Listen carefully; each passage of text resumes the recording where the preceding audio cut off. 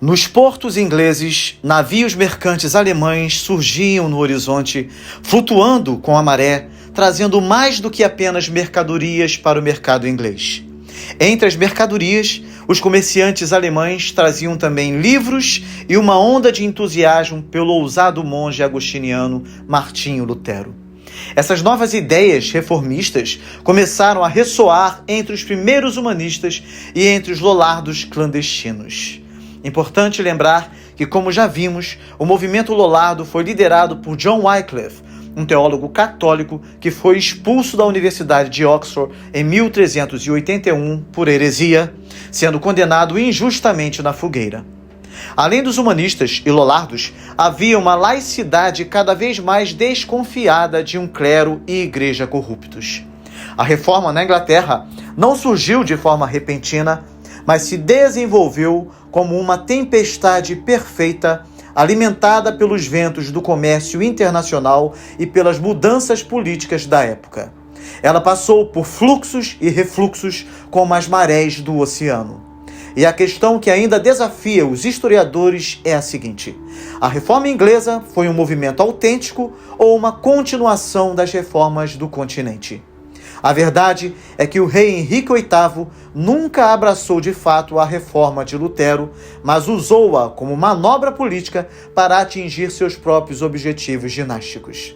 A Inglaterra estava se recuperando de um período tumultuado, conhecido como a Guerra das Rosas, que opôs as casas de Lancaster e York até a vitória final de Henrique VII da Casa de Lancaster. A ascensão dos Tudor trouxe consigo um período de prosperidade econômica, especialmente com o comércio de lã, que dobrou a receita do país. Mas essa prosperidade estava longe de garantir a paz espiritual. A Igreja Católica estava sendo vista com desconfiança por grande parte da população, acusada de corrupção e de desvio moral. Os bispos, frequentemente ausentes de suas dioceses, deixavam as almas dos paroquianos aos cuidados de clérigos mal preparados. Os altos membros do clero se alimentavam da riqueza e do poder, o que aumentava o ressentimento popular. Um exemplo notório dessa ambição desmedida foi a carreira de Thomas Wolsey, um homem de origem humilde que, através de sua inteligência e manobras políticas, se tornou uma das figuras mais poderosas da Igreja e do Estado. Essa crescente insatisfação com a Igreja se intensificou com o movimento reformista dos lollardos. Os lollardos criticavam práticas da Igreja como a veneração aos santos, as peregrinações. Eles defendiam a separação entre a Igreja e o Estado, defendiam a pobreza apostólica, defendiam a taxação das propriedades da Igreja Católica, defendiam a consubstanciação em vez da transubstanciação, defendiam que os leigos devotos podiam executar os sacramentos, criticavam a confissão a um padre, etc. Mesmo após a morte de Wycliffe, os lollardos continuaram sua luta e seu movimento clandestino cresceu, especialmente durante o reinado de Henrique VIII. A história de Richard Hune, um alfaiate londrino que morreu sob circunstâncias suspeitas enquanto estava preso por se recusar a pagar uma taxa funerária exorbitante, exemplifica bem a tensão entre o povo e o clero. A investigação sobre sua morte alimentou ainda mais o sentimento anticlerical na Inglaterra. Entre as tensões internas da Igreja e o crescente anticlericalismo, alguns eruditos dentro da Igreja começaram a se unir ao movimento reformista. O humanismo cristão de Erasmo de Roterdã teve grande influência sobre esses intelectuais que viam a necessidade de uma igreja mais fiel às Escrituras e ao exemplo moral. O teólogo de Oxford, John Colet, foi um dos principais reformadores, promovendo a reforma do clero e desafiando até Erasmo de Roterdã a se engajar mais profundamente com as Escrituras. Em 1512, Colet pregou um sermão em que denunciou a corrupção do clero, ecoando as ideias reformistas que começavam a se espalhar. A partir de 1519, os panfletos de Lutero começaram a chegar às universidades inglesas com a ajuda de mercadores alemães. A cidade de Cambridge, em particular, tornou-se um centro de simpatizantes do protestantismo, incluindo figuras importantes como Robert Burns, Thomas Bilney, Hugh Latimer e Thomas Cranmer. Entre esses primeiros protestantes, William Tyndale se destacaria. Tyndale acreditava que a Bíblia deveria ser acessível a todos e em 1524 começou sua tradução do Novo Testamento para o inglês. Apesar da rejeição do Bispo de Londres, ele continuou seu trabalho e suas traduções influenciaram profundamente a literatura religiosa inglesa. Mesmo depois de sua morte, suas traduções foram incorporadas nas edições subsequentes da Bíblia inglesa. Tyndale viveu seus últimos anos na Antuérpia, onde, após ser traído por um amigo, foi preso e condenado à morte em 1536. Ele tinha esperança de que a reforma se espalhasse pela nação e, embora não tenha visto isso em vida, isso viria a acontecer com o tempo.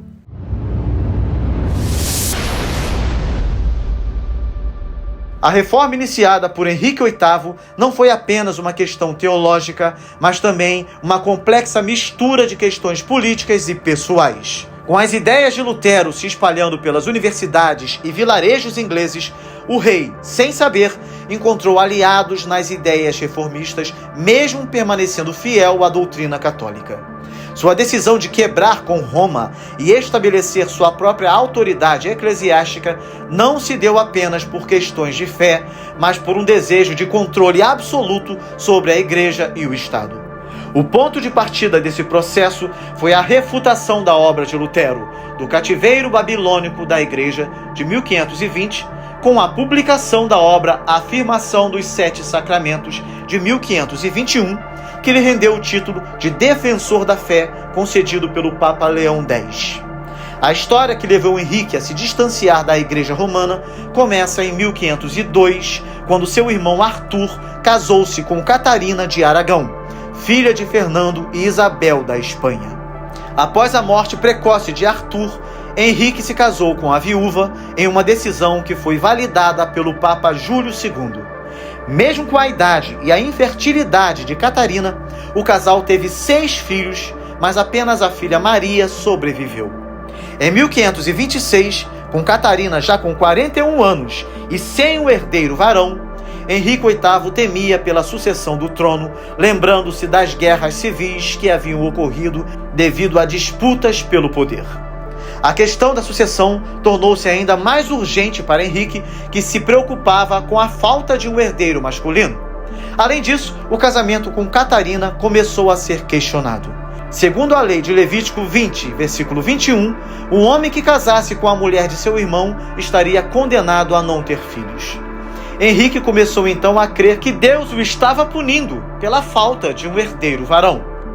A situação se complicou quando Henrique se apaixonou por Ana Bolena, uma das damas de companhia de Catarina, e a jovem, cheia de vida, tornou-se um contraste com a esposa estéril.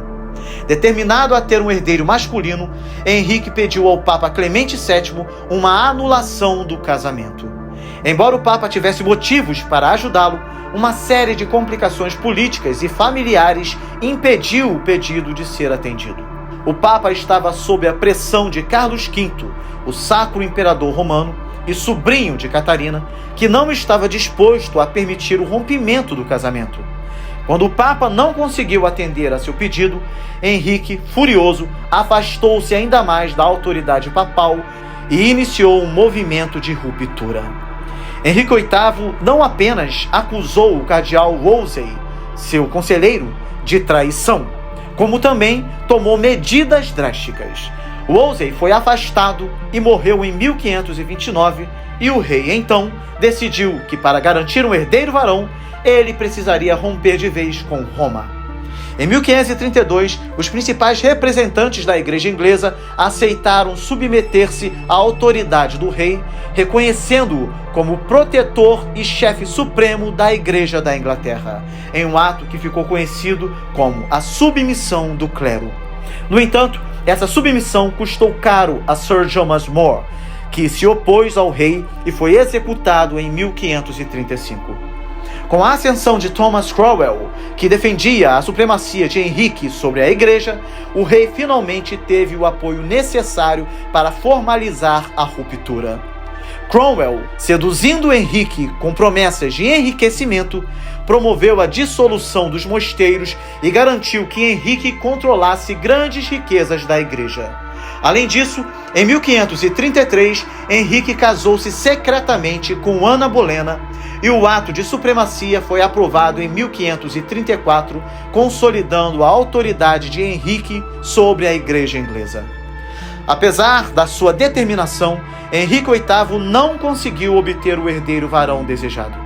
Ana Bolena deu à luz uma filha, Isabel, em 1533, o que frustrou ainda mais os planos de Henrique.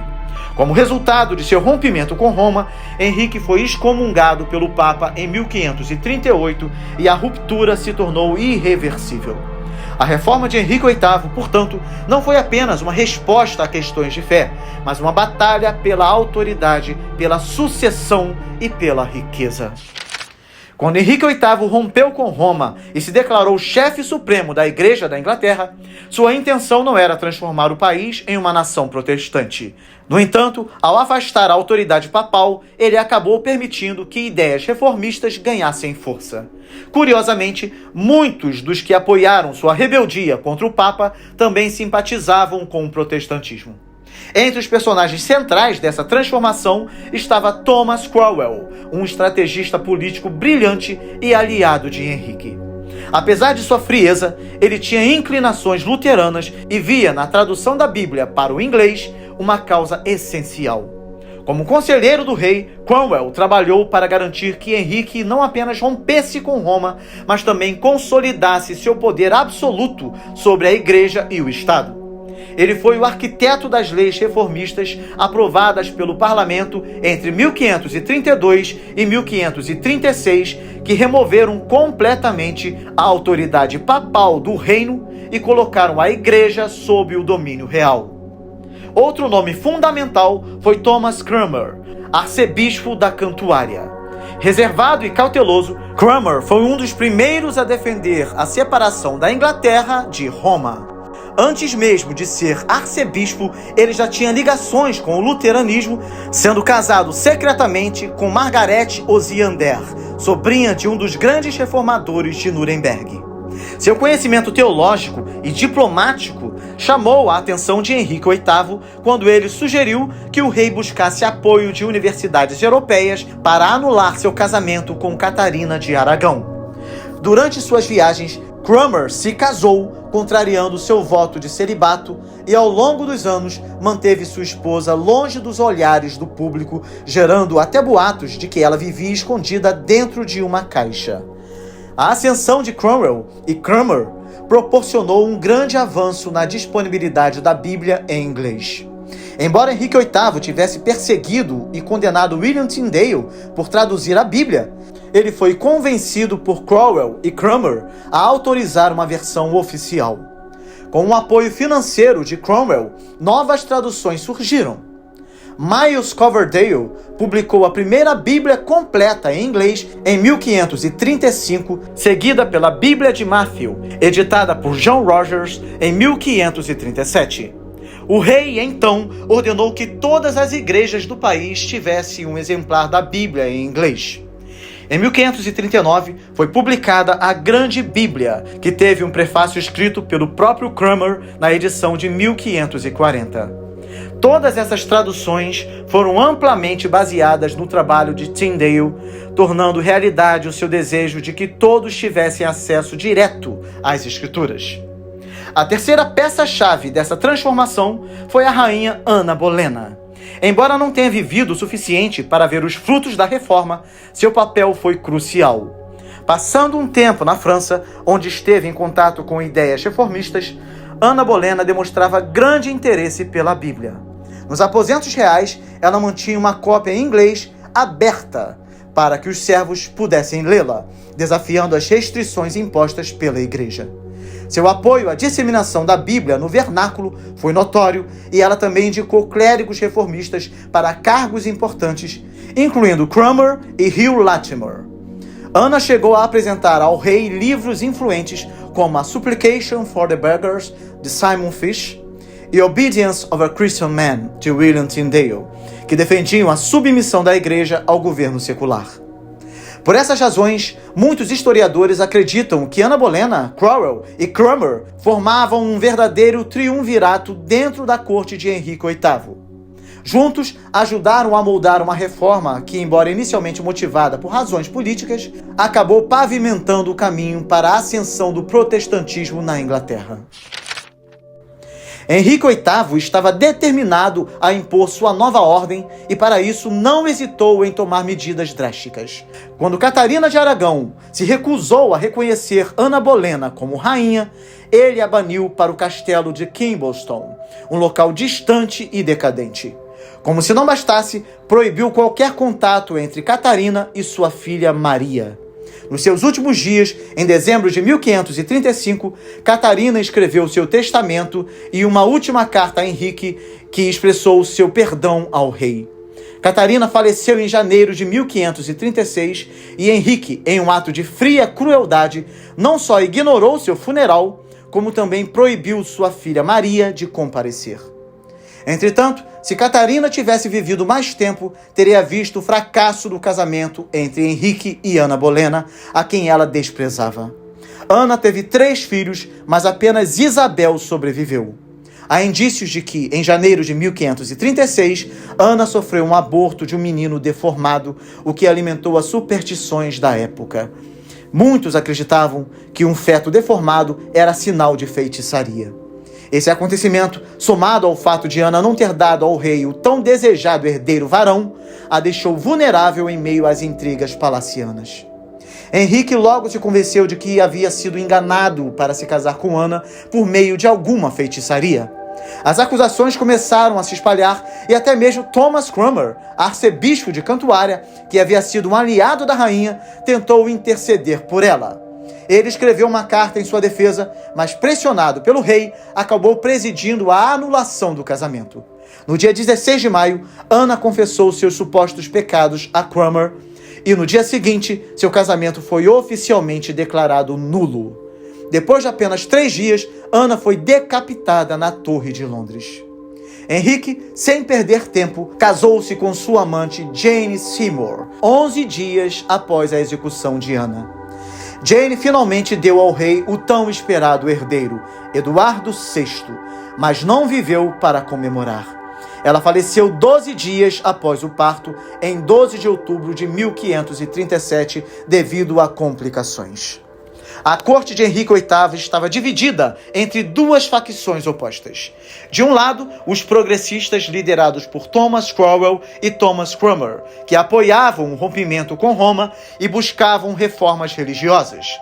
Do outro, os conservadores, encabeçados por Stephen Gardiner, bispo de Winchester, e Thomas Howard, duque de Norfolk, que desejavam manter as tradições católicas.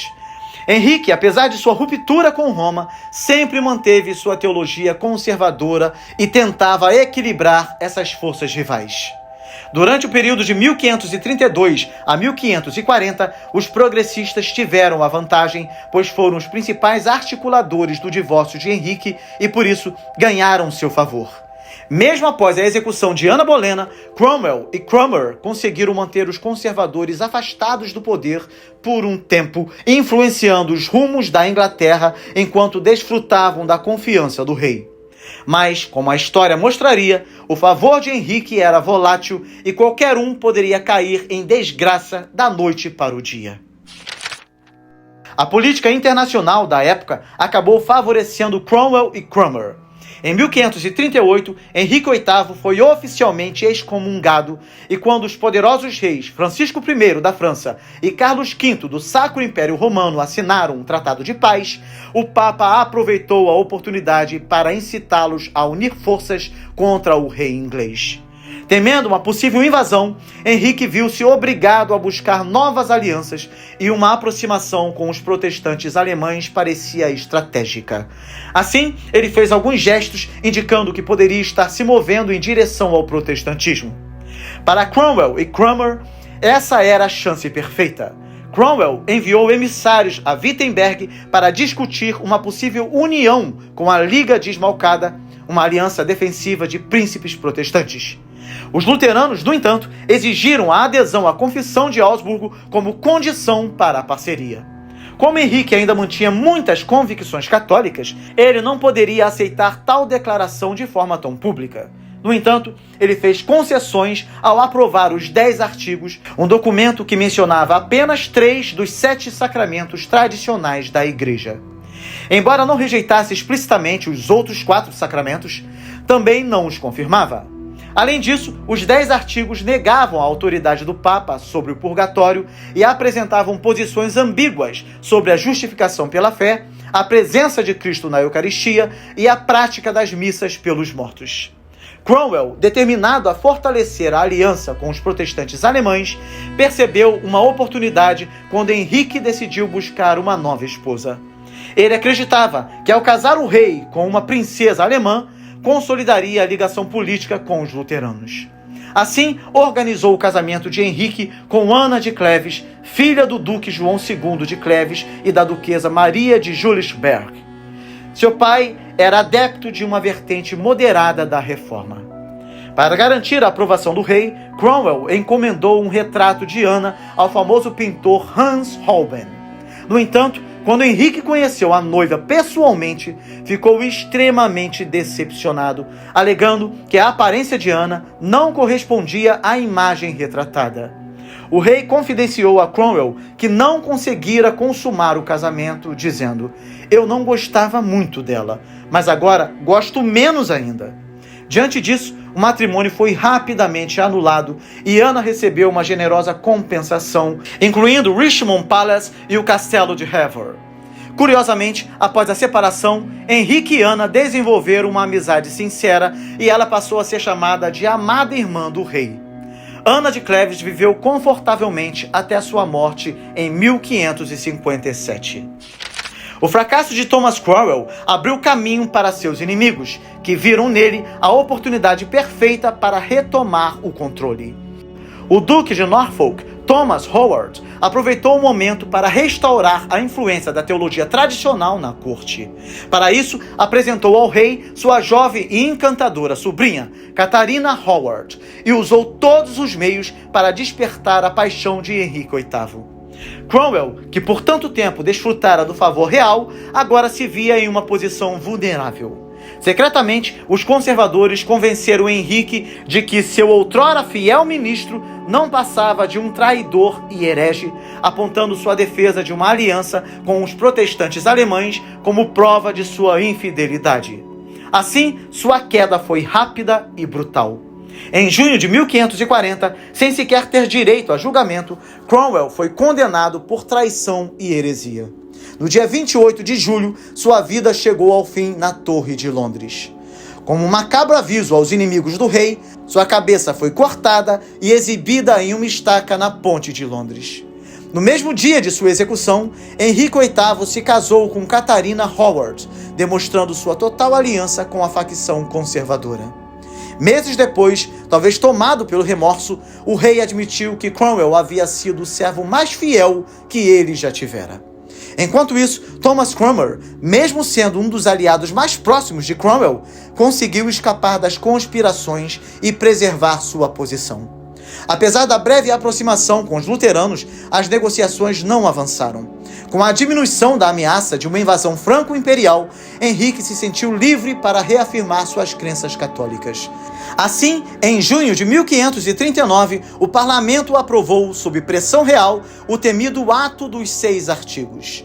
Conhecido entre os protestantes como o chicote sangrento de 6 cordas, o decreto estabelecia a obrigatoriedade da transubstanciação, do celibato clerical, da comunhão sob uma única espécie, da santidade dos votos sacerdotais, das missas privativas e da confissão auricular. Mais do que isso, determinava que a negação de qualquer um desses pontos seria considerada heresia e punida com a morte. Com isso, a maré voltou a favorecer os conservadores católicos. No entanto, o destino reservava outra reviravolta.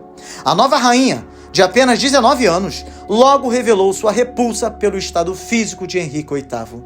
O monarca, que já pesava cerca de 150 quilos, carregava consigo uma ferida putrefata e fétida na coxa, o que tornava a convivência conjugal um desafio. Catarina, jovem e imprudente, não demorou a se envolver com um dos cortesãos do rei. Sua indiscrição custou caro. Quando o adultério se tornou público, não houve perdão. Acusada de traição, Catarina Howard foi decapitada em fevereiro de 1542, juntando-se à longa lista de desafetos do rei que pagavam com a própria vida. Com o passar dos anos, Henrique VIII já não tinha mais paciência para os jogos de poder da corte e decidiu buscar estabilidade em sua vida amorosa. Assim, em 12 de julho de 1543, no palácio de Hampton Court, ele se casou com sua sexta e última esposa, Catarina Parr. Catarina já havia ficado viúva 2 vezes e, antes de se casar com o rei, tinha um romance com Thomas Seymour, irmão da falecida rainha Jane Seymour. No entanto, diante da proposta real, ela não teve escolha senão aceitar o casamento com Henrique VIII. Dessa vez, o casamento do rei não foi marcado por paixões avassaladoras, mas por um relacionamento baseado no cuidado e no respeito. Catarina assumiu um papel de enfermeira para o rei, que estava debilitado, e também se tornou uma mãe atenciosa para os filhos dele. Sob sua influência, Henrique se reconciliou com suas filhas Maria e Isabel, além de fortalecer os laços com o herdeiro, Eduardo. Em 1544, quando Henrique partiu para uma campanha militar na França, demonstrou sua confiança ao nomear Catarina como regente na sua ausência. Sentindo-se segura após seu período de regência, Catarina começou a discutir teologia com o rei. No entanto, assim como ocorrera com Ana Bolena, as conversas acabaram irritando Henrique. Em uma ocasião, após uma discussão mais acalorada, o rei desabafou com Stephen Gardiner, um bispo conservador, sobre a ousadia de sua esposa ao falar de assuntos religiosos. Gardiner viu nisso uma oportunidade e obteve permissão para investigá-la. Catarina tinha motivos para se preocupar. Suas simpatias pelas ideias protestantes eram bem conhecidas e não demorou para que o novo Lord Chanceler, Thomas Wriothesley, a acusasse de envolvimento com Anne Askill, uma reformista convicta. Embora seja improvável que as duas tenham se encontrado, Anne foi presa em maio de 1546 e submetida a uma tortura brutal para que revelasse nomes de aliados. Mesmo diante de um sofrimento inimaginável, ela se recusou a denunciar a rainha. Eventualmente, em 16 de julho, Anne foi condenada por heresia e queimada viva na fogueira. Com Catarina na mira, a facção conservadora conseguiu convencer Henrique a assinar o mandado de prisão contra ela. No entanto, uma cópia do documento chegou às mãos da rainha a tempo, possivelmente por intermédio do médico do rei, Thomas Wendy. Percebendo o perigo iminente, Catarina correu para Henrique e, com humildade, declarou sua total submissão à autoridade dele em questões religiosas. Alegou ainda que só discutia teologia para distraí-lo da dor em sua perna ferida. O rei, satisfeito com a explicação, disse: "Então, Kate, somos amigos de novo." No dia seguinte, quando Thomas Wriothesley chegou para prendê-la, encontrou Catarina ao lado do rei, que o repreendeu duramente. Com isso, os conservadores perderam sua influência sobre Henrique nos últimos meses de sua vida. A saúde do monarca continuou a se deteriorar e em 28 de janeiro de 1547 ele faleceu segurando a mão do arcebispo Cranmer. Não houve extrema-unção nem rituais católicos, apenas um sussurro de fé em Cristo. Assim, no delicado jogo político e religioso do reinado de Henrique VIII, os progressistas retomaram o poder e estavam prontos para moldar o futuro da Inglaterra sobre um novo monarca. Quando Eduardo VI nasceu em 1537, ele se tornou o tão esperado herdeiro varão de Henrique VIII, redefinindo a linha de sucessão ao trono. Aos 9 anos, foi coroado rei após a morte de seu pai. Henrique VIII havia planejado um conselho de regência com 16 membros, mas os conselheiros já conspiravam para garantir poder e riqueza. O mais influente deles, Eduardo Seymour, conde de Hereford, se apropriou de vastas terras e títulos, tornando-se o Duque de Somerset. Desde cedo, Eduardo VI recebeu uma educação humanista de estudiosos de Cambridge, todos simpatizantes da Reforma Protestante. Seus tutores incluíam Richard Cox, John Check e Roger Ascham, futuros líderes reformistas. Inteligente e dedicado, aos 13 anos dominava grego e latim, traduzindo Aristóteles e Cícero. Sua formação teológica era tão profunda que, já como rei, escreveu um ensaio descrevendo o Papa como o anticristo, demonstrando sua firme convicção protestante. Pesquisas modernas indicam que Seymour era mais ambicioso do que religioso, mas durante seu protetorado, de 1547 a 1549, avanços significativos foram feitos rumo ao protestantismo. Ele revogou os 6 artigos católicos de Henrique VIII, permitiu o casamento de sacerdotes e instituiu a comunhão sob ambas as espécies. Embora governasse de forma autocrática, as mudanças foram irreversíveis. Porém, sua permanência no poder foi ameaçada por revoltas populares, pela influência francesa na Escócia, pela corrupção e pela traição de seu próprio irmão Thomas Seymour, que tentou raptar Eduardo VI para tomar o poder.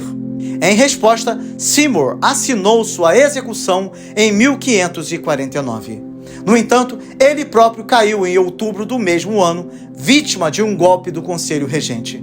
Seu sucessor foi João Dudley, conde de Warwick, que se tornou duque de Northumberland. Apesar da influência política de Seymour e Dudley, o verdadeiro arquiteto da reforma protestante inglesa foi Thomas Cranmer, arcebispo da Cantuária. Ele sobreviveu à era turbulenta de Henrique VIII e, sob Eduardo VI, implementou um plano estruturado para consolidar o protestantismo na Inglaterra. Com o apoio do jovem rei, Cranmer revisou o Livro de Oração Comum. A edição de 1549 foi uma transição sutil, simplificando ritos católicos e proibindo a elevação da hóstia. Já a versão de 1552 foi uma afirmação definitiva da identidade protestante, eliminando orações pelos mortos, louvores a Maria e aos santos e adotando uma visão reformada da Eucaristia. Cranmer também revisou os 39 artigos de religião e o Reformatio Legum Ecclesiasticarum, de 1552, estabelecendo um novo marco doutrinário. Ele sabia que a reforma precisava de clero bem treinado e por isso recrutou teólogos renomados como Pietro Martini Vermigli e Martin Bucer para ensinar nas universidades inglesas. Também tentou organizar um concílio internacional para fortalecer a posição reformada contra o Concílio de Trento. Calvino aceitou participar, mas Melanchthon recusou. Infelizmente, o concílio nunca ocorreu, pois Eduardo VI adoeceu gravemente. Aos 16 anos, Eduardo VI sucumbiu à pneumonia em julho de 1553, interrompendo abruptamente a reforma protestante. Com sua morte iminente, Dudley tentou alterar a linha sucessória para impedir que sua irmã Maria, católica fervorosa, assumisse o trono. Ele convenceu Eduardo a excluir Maria e Isabel da sucessão, nomeando Joanna Grey, neta de Maria Tudor, como herdeira. Coincidentemente, em maio de 1553, Joanna casou-se com Lord Guilford Dudley, filho de João Dudley. Porém, o plano falhou. O Conselho de Estado hesitou em apoiar Dudley, permitindo que Maria assumisse o trono, restaurando temporariamente o catolicismo na Inglaterra e promovendo uma era de perseguições religiosas. Apesar de sua curta vida, Eduardo VI teve um papel crucial na consolidação do protestantismo inglês. Seu reinado pavimentou o caminho para a definitiva afirmação da reforma sob Isabel I, garantindo que as transformações iniciadas por Cranmer e seus aliados não fossem em vão. O destino da Inglaterra poderia ter sido bem diferente se João Dudley tivesse tomado uma decisão crucial a tempo. Seu erro fatal foi não capturar Maria Tudor antes da morte de Eduardo VI, em 6 de julho de 1553. De alguma forma, Maria soube que o rei estava à beira da morte em 4 de julho e fugiu em busca de apoio entre os nobres católicos no leste da Inglaterra. Mesmo com Joanna Grey sendo proclamada rainha em 1º de julho, Maria não demorou a agir. No dia seguinte, enviou uma carta ao Conselho de Estado reivindicando o trono como seu direito de herança. Percebendo a gravidade da situação, Dudley deixou Londres com um exército para capturá-la, mas falhou. No dia 19 de julho, o jogo virou. Maria foi reconhecida como a verdadeira soberana pelo conselho. Pobre Joanna Grey. Seu reinado durou apenas 9 dias antes de ser presa junto com seu marido Lord Guildford e o próprio Dudley. Até mesmo Londres, em grande parte protestante, se rendeu a Maria. Para o povo, uma sucessão legítima significava paz e segurança, e a manobra de Dudley para alterar a linha de sucessão estava fadada ao fracasso. Apesar de renegar o protestantismo, ele foi condenado por traição e executado em 22 de agosto. Joanna e Guildford encontraram o mesmo destino 6 meses depois, em fevereiro de 1554. O plano de Dudley desmoronou como um castelo de cartas. Maria Tudor não demorou a mostrar ao que veio. Católica fervorosa, estava determinada a restaurar a Inglaterra à obediência ao Papa. Seu primeiro ato foi libertar o bispo Gardiner da Torre de Londres e nomeá-lo Lord Chanceler. O parlamento confirmou a legitimidade do casamento de sua mãe, Catarina de Aragão, com Henrique VIII, restaurando a adoração pública conforme os últimos anos do reinado de seu pai. Porém, sua decisão mais polêmica foi seu casamento com Filipe II da Espanha, filho do imperador Carlos V. Celebrado em julho de 1554, a união foi um desastre. Os próprios conselheiros católicos de Maria temiam a influência espanhola, mas ela estava cegamente apaixonada por Filipe, que por sua vez via o casamento apenas como uma obrigação dinástica. A relação infeliz abalou Maria e desmoralizou seus aliados, enquanto o povo inglês, historicamente hostil à Espanha, rejeitou a aliança. Com a ascensão de Maria, muitos líderes protestantes fugiram para centros reformistas no continente, como Genebra, Zurique, Basileia e Frankfurt. Essa dispersão resultou, em 1560, na produção de uma das traduções bíblicas mais influentes da história da língua inglesa, a Bíblia de Genebra. A restauração católica se tornou oficial com a chegada do cardeal Reginald Pole, enviado do Papa, que em novembro de 1554 absolveu a Inglaterra daquilo que eles chamavam de heresia protestante e a devolveu à obediência romana. Um ano depois, Pole tornou-se arcebispo da Cantuária, consolidando o retorno do catolicismo. Com isso veio também a perseguição. O primeiro a tombar foi João Roger, tradutor bíblico, queimado vivo em 4 de fevereiro de 1555. O público, em vez de se calar, aplaudiu sua coragem. Maria podia mudar as leis, mas não os corações do povo. Em outubro, os bispos Hugh Latimer e Nicholas Ridley também foram queimados na fogueira em Oxford. Mas o alvo principal de Maria era Thomas Cranmer, o homem que havia declarado nulo o casamento de seus pais e legitimado a união de Henrique VIII com Ana Bolena. Ele poderia ter fugido, como outros líderes protestantes, mas optou por ficar e defender sua causa. Maria o fez passar por um julgamento humilhante, declarando-o culpado de heresia. Preso na cadeia de Oxford, foi forçado a assinar 6 retratações, cada uma mais condenatória do que a outra, mas nem isso o salvou. Maria decidiu que ele deveria morrer. No dia 21 de março de 1556, Cranmer foi levado à igreja de Santa Maria, onde deveria fazer uma última confissão antes da execução. Emocionado, com lágrimas nos olhos, ele surpreendeu a todos, desmentiu suas retratações e reafirmou sua fé protestante. Furiosos, os algozes o arrastaram para fora da cidade e o queimaram vivo no mesmo lugar onde seus amigos Latimer e Ridley haviam morrido. Maria e Paul subestimaram o impacto desse ato. A morte heróica de Cranmer incendiou o protestantismo inglês. John Foxe imortalizou sua história no Livro dos Mártires, tornando sua luta um símbolo da resistência protestante. O entusiasmo que saudou Maria quando assumiu o trono logo se transformou em decepção.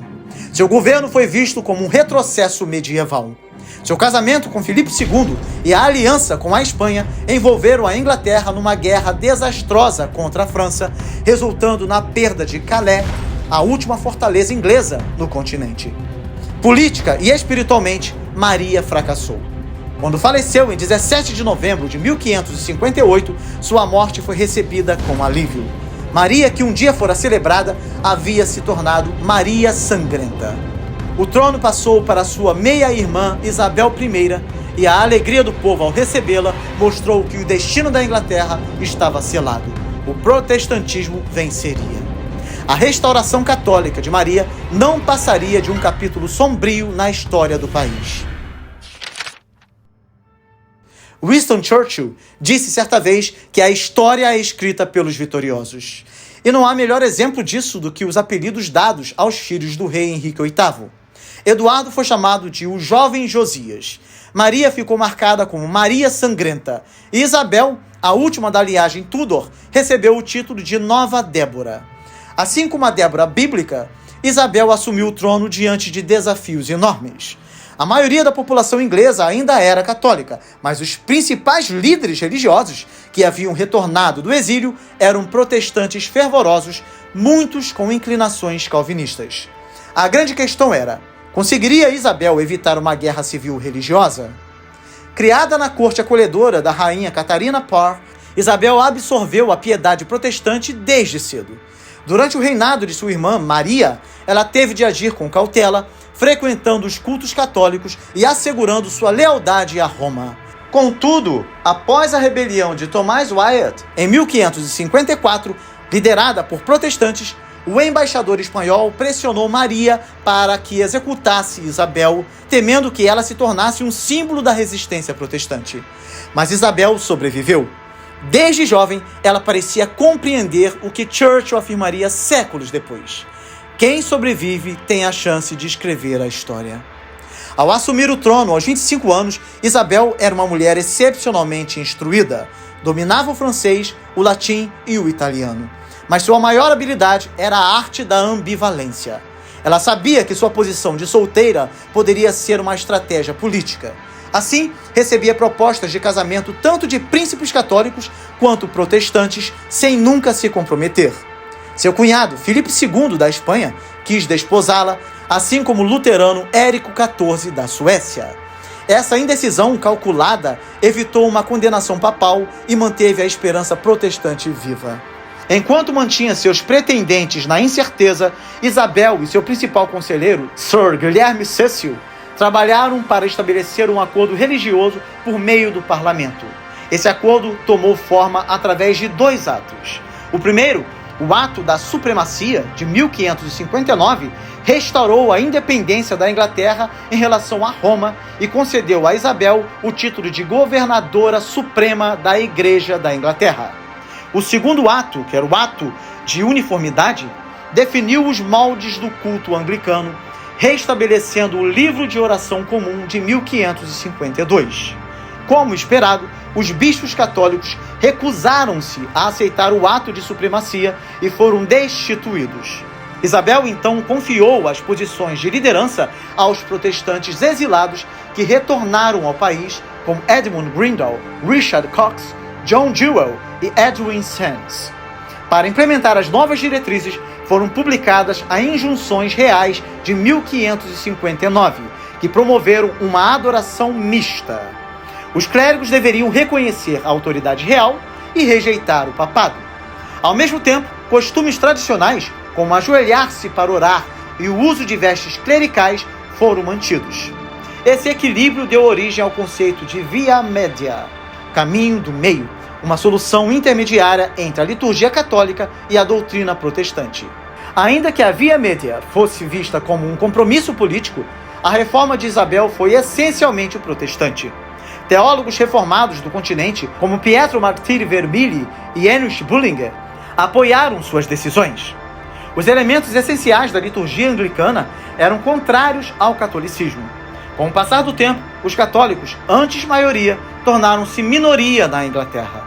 Mesmo assim, Isabel evitou antagonizar Roma e a Espanha católica. Algumas medidas, como manter as vestes clericais e remover do livro de oração as críticas diretas ao papado, foram tomadas para não provocar uma retaliação imediata. Curiosamente, a defesa formal da Igreja Anglicana veio de John Jewell, um calvinista fervoroso e seguidor de Pietro Martiri Vermigli, que escreveu a Apologia da Igreja da Inglaterra em 1562. No fim das contas, Isabel entregou ao povo inglês aquilo que mais desejava: estabilidade política e religiosa. Seu governo, dominado por conselheiros protestantes, solidificou a identidade anglicana. Sob sua liderança, o livro de oração comum de Cranmer tornou-se padrão e os 42 artigos protestantes foram ajustados, dando origem aos 39 artigos que rejeitaram explicitamente a transubstanciação.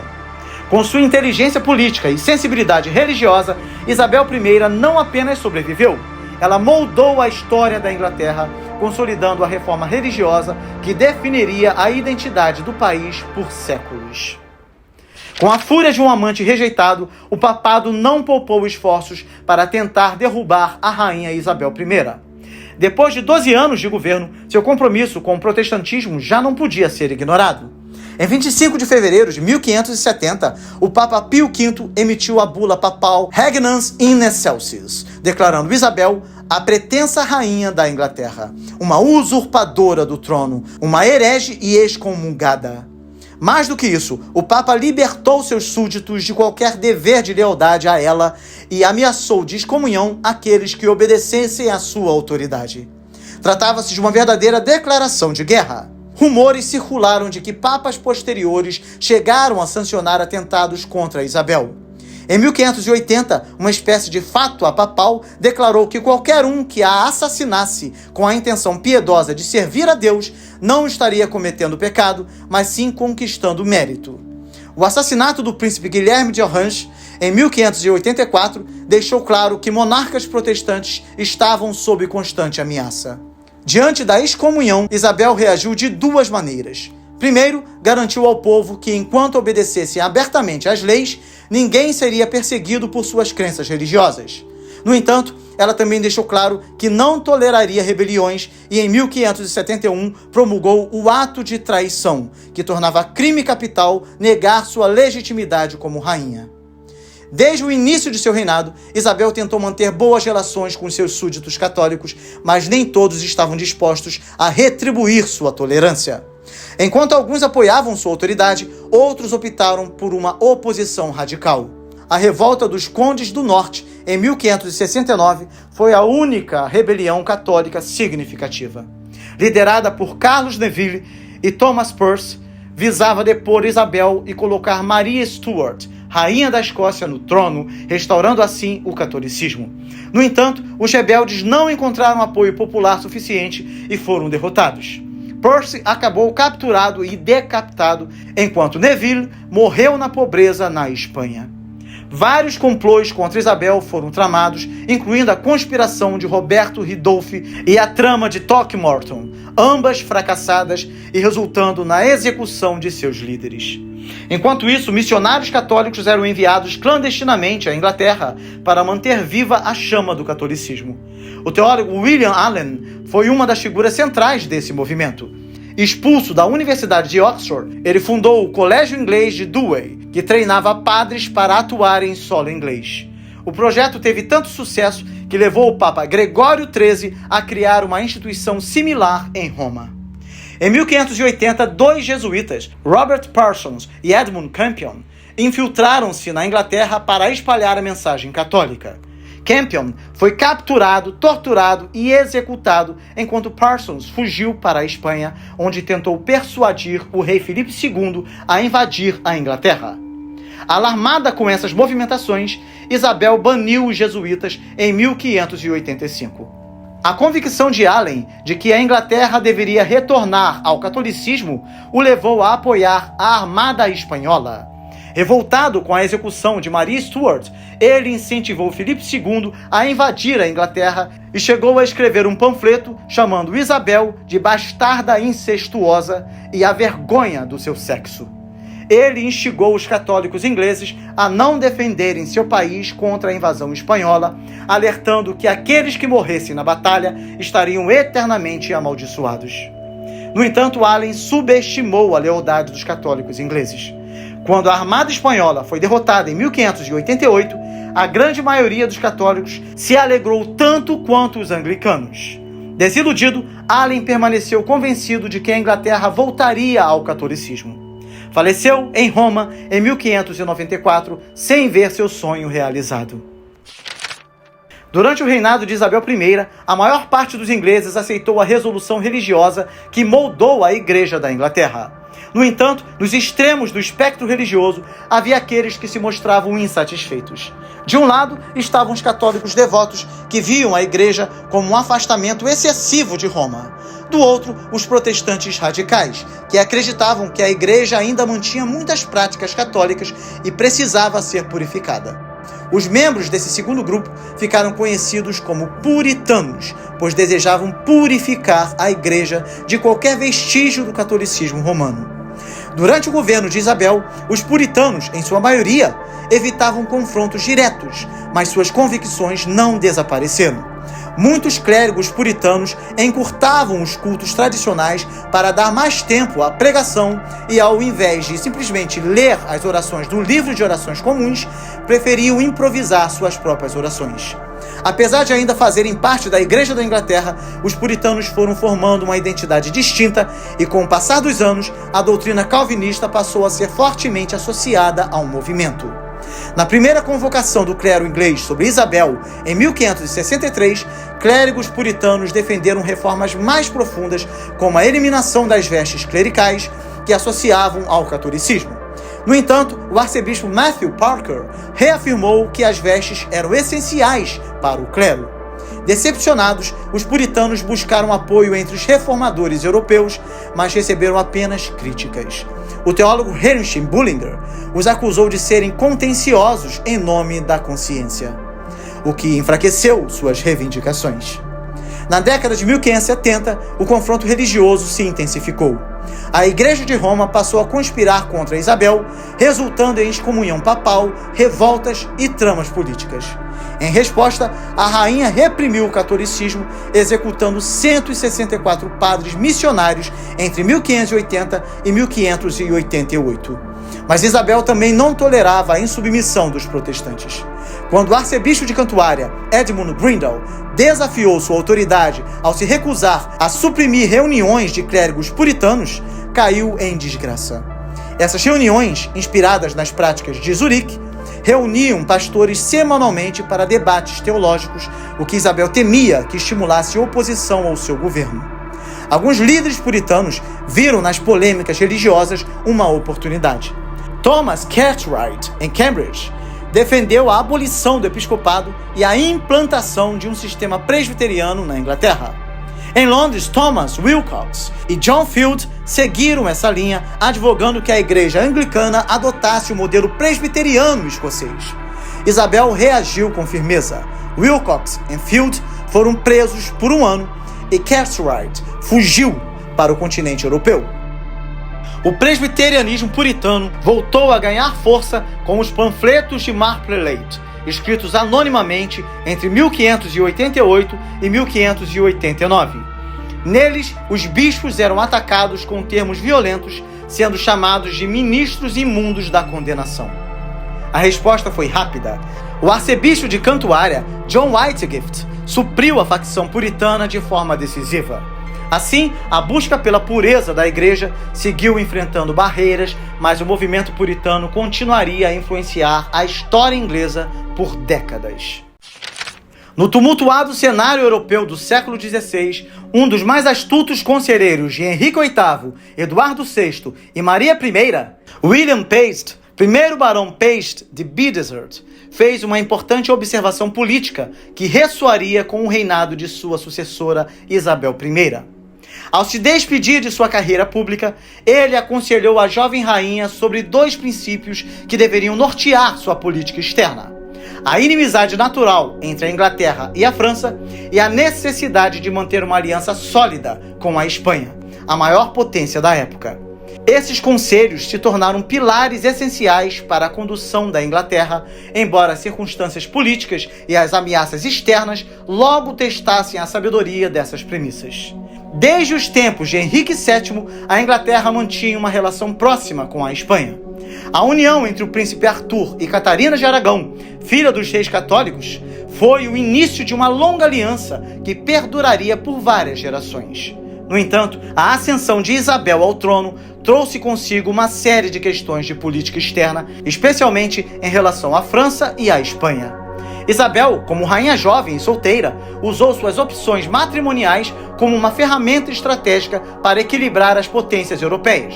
Diversos príncipes, como Filipe II da Espanha e os duques de Anjou da França, buscaram seu favor, mas em muitos casos suas intenções de casamento eram mais políticas do que pessoais, com o objetivo de estabilizar e proteger o Reino Unido. Entretanto, um dos maiores desafios de Isabel veio da França. A aliança entre franceses e escoceses foi um fator constante de tensão. Quando a escocesa Maria de Guise se tornou regente da Escócia, Isabel viu uma ameaça iminente de que a França expandisse sua influência na região.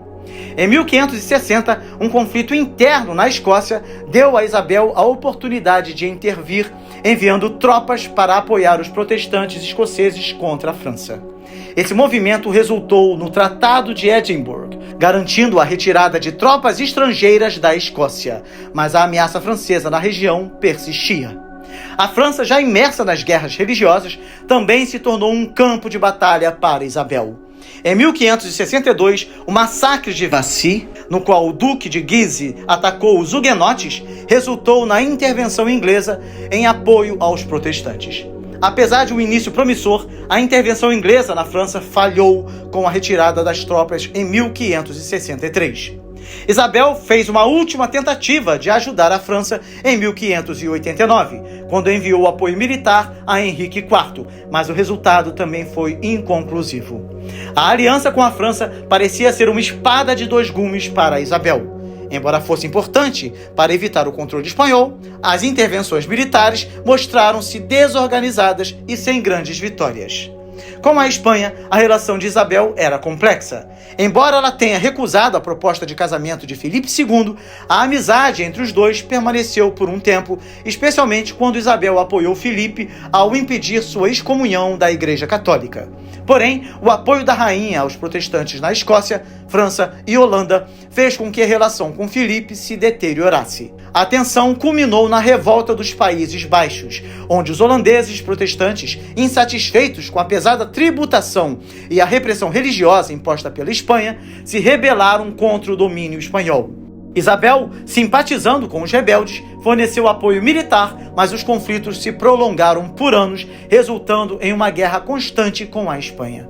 A tensão com a Espanha culminou na tentativa de invasão da Inglaterra pela Armada Espanhola em 1588. Embora os espanhóis tivessem mais navios e armas, os ingleses conseguiram derrotar a armada em uma batalha naval famosa, considerada uma grande vitória para Isabel e um símbolo da proteção divina sobre a Inglaterra. Embora a guerra com a Espanha tenha continuado por mais alguns anos, a vitória contra a armada foi um marco decisivo para a afirmação do poder da Inglaterra como uma potência marítima. Enquanto Isabel enfrentava os desafios externos, a Irlanda também representava uma ameaça interna crescente.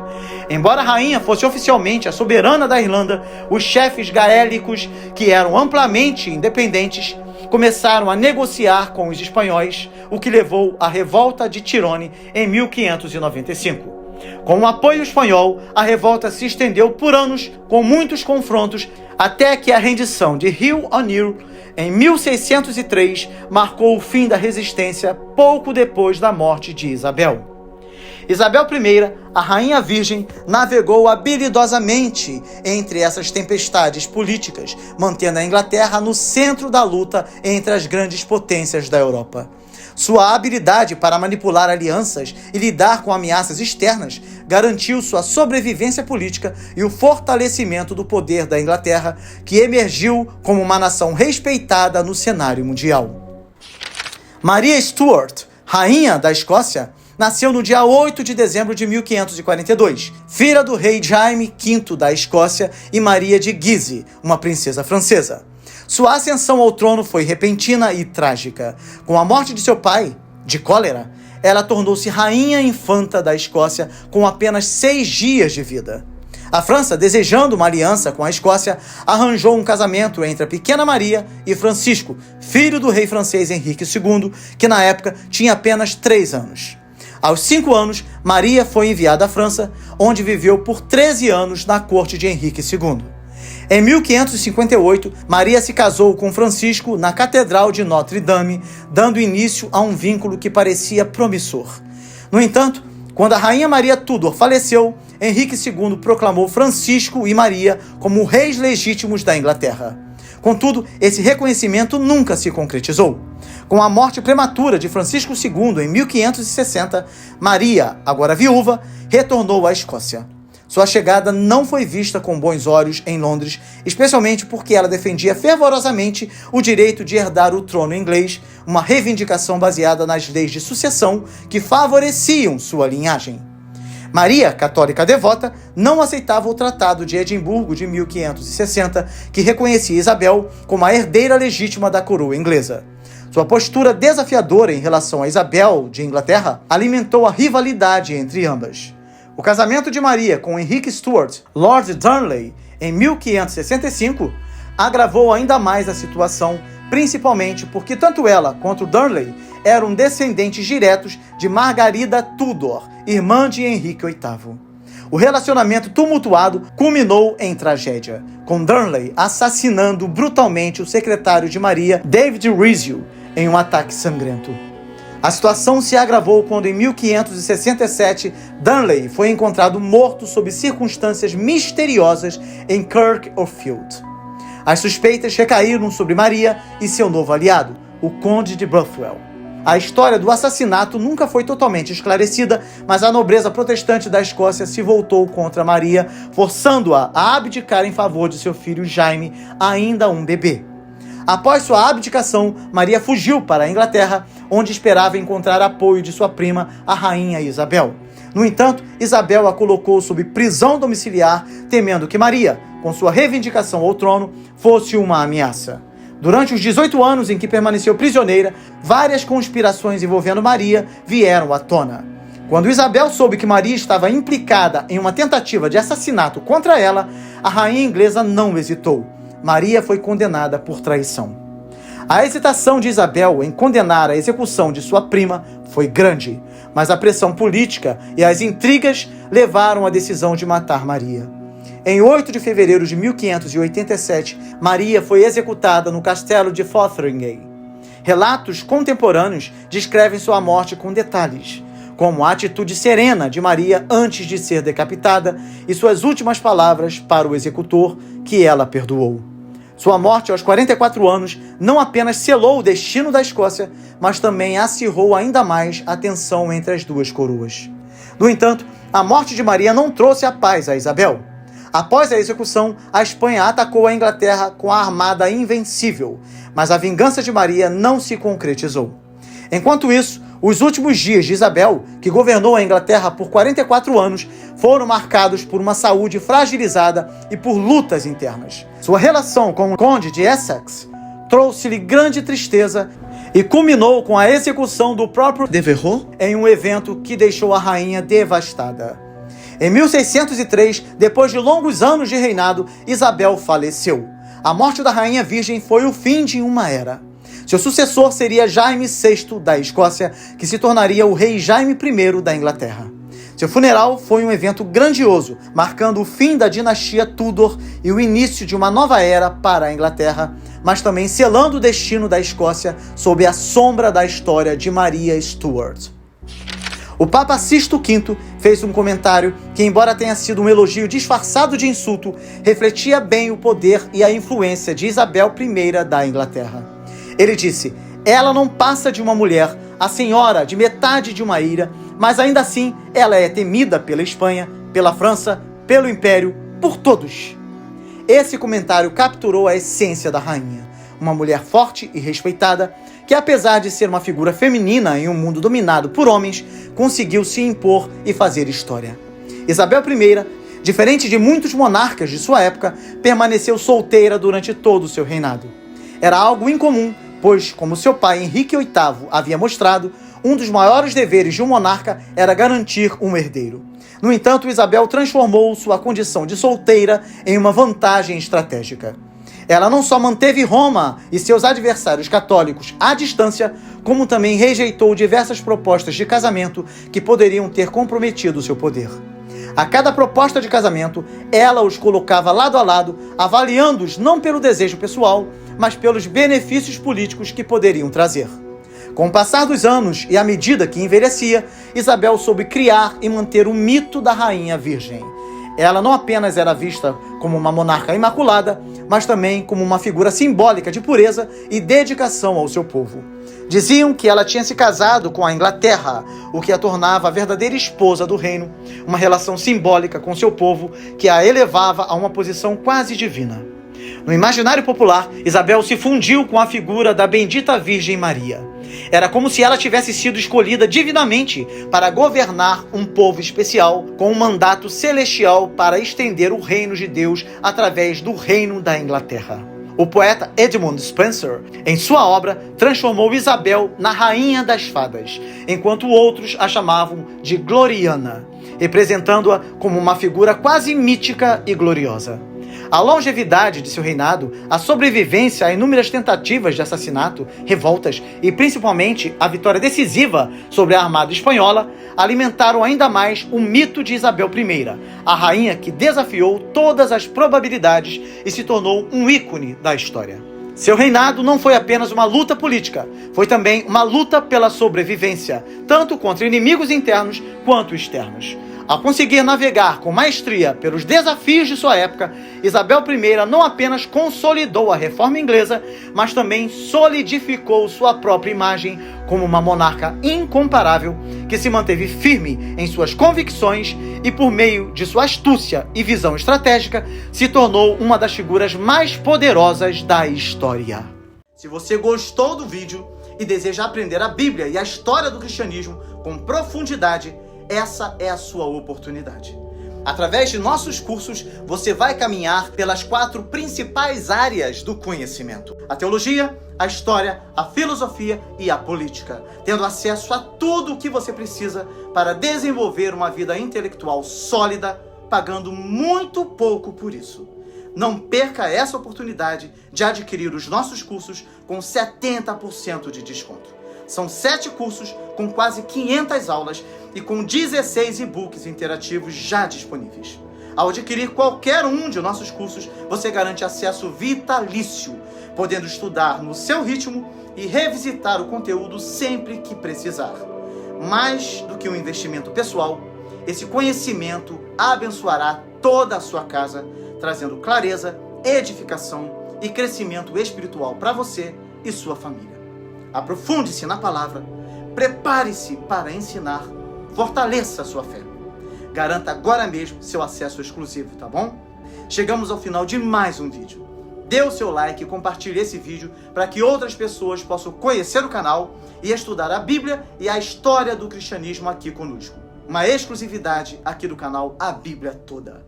Que Deus te abençoe muito e até o próximo vídeo com a graça de Deus.